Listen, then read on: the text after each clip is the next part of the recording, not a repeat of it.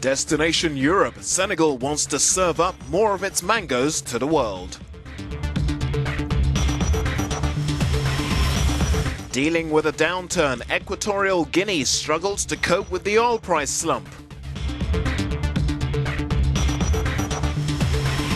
And dwindling diamond deposits force Botswana to diversify its economic plans. Hello and welcome to Business Africa. I'm Takunbo Salako. We begin this week's edition with a look at Senegal's mango exports, a trade the country believes can significantly boost its economy. On a global scale, Senegal is a small player compared to worldwide suppliers like Brazil, India and Israel, but it's punching above its weight because of demand in Europe.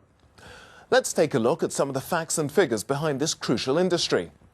The overwhelming majority of Senegal's mango trade is with Europe, a business boosted by the country's unique seasonal export window, which, unlike its ECOWAS counterparts, runs from May to October.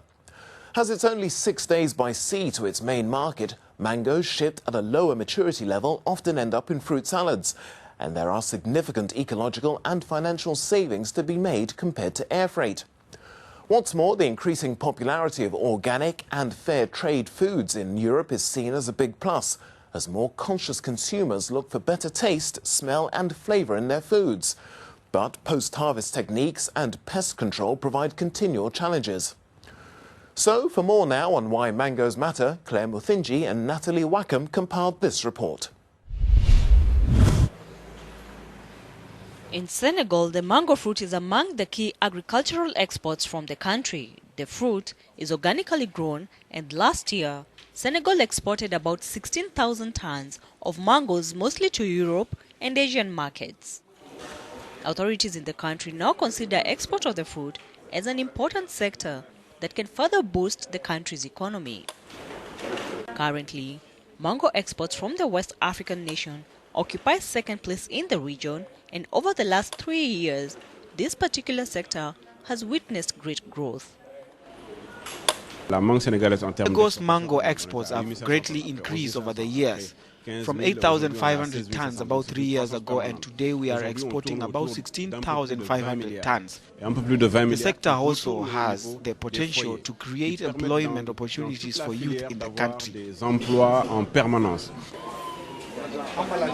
Despite progress made in the sector, the country still trails in the international market. To counter this, authorities in the country have embarked on plans to increase the visibility of Senegal's mango exports abroad. As a consumer, one will not miss the branding, and the person will know that there are certain specifications that have been met and commitment to quality. Secondly, from a marketing point of view, the development of a label is a commitment that will enable consumers to associate with a particular product and lead to purchase of the product, and in turn create loyalty, which could lead to profits. Senegal produces more than 150,000 tons of mangoes annually, but only 10% of this is exported. Senegalese authorities want to increase output of the sector, which could counter poverty reduction and also generate employment for youth in the country. Now, Equatorial Guinea is one of many African countries whose financial fortunes have fallen because of the global slump in oil prices. But the impact of the slump has hit the West African nation particularly hard, as production has also dropped. The country has been trying to diversify, but its efforts have had mixed results. Elvis Bowe and Ruth Letitia Lago have more. For close to 2 years now, Equatorial Guinea has been facing economic recession due to a decline in oil revenues. The country had hoped to receive about $100 million from each million barrel of petrol exported. Today, they expect almost less than half. This has not only been caused by a fall in global oil prices, but also a decline in production has also been witnessed as some petroleum fields are overexploited. Our citizens feel this crisis because a reduction in oil prices has reduced job opportunities in companies. The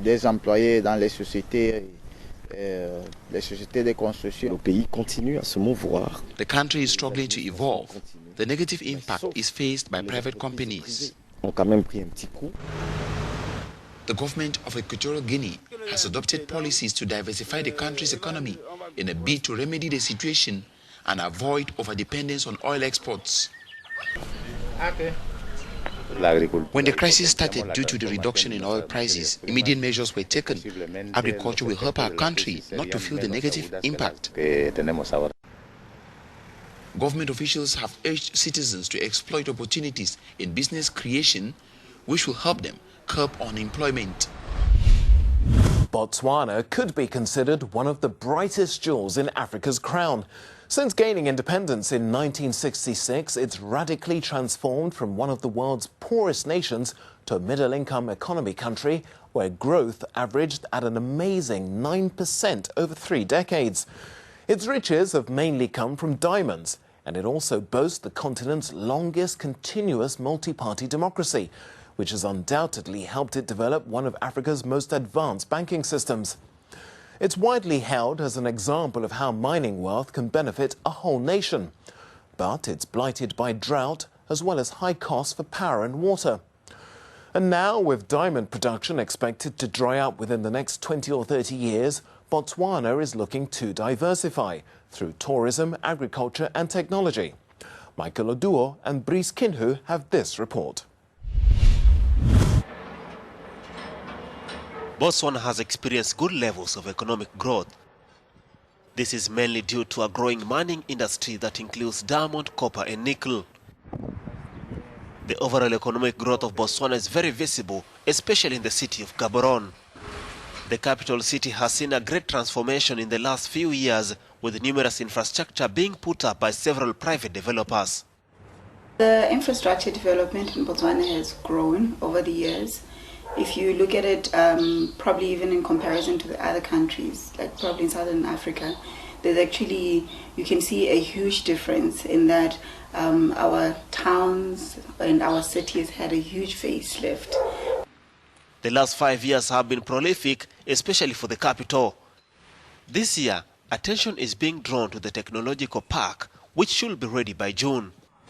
The initiative is to support innovative technologies for national development. It also aims to strengthen the capabilities of Botswana's technology. The Botswana Innovation Hub is located near the Sub-Saharan International Airport. It comprises a 93-hectare site. 57 hectares of this is fully serviced. As of 2016, we are proceeding, we are confident that we'll be able to open the first phase of the building infrastructure, about 24,000 square meters, which comprises of specialized facilities, auditoriums, meeting rooms. According to IMF, Botswana has been among the world's fastest growing economies over the past 40 years. Botswana is about to adopt a sustainable development approach that will enable the country properly use of its natural endowment to drive economic activities in a way that improves human welfare. And that report on Botswana brings to an end this edition of Business Africa. Thank you for joining us. Please share your thoughts on our social media sites, and of course there's always more on Africanews.com. See you next week.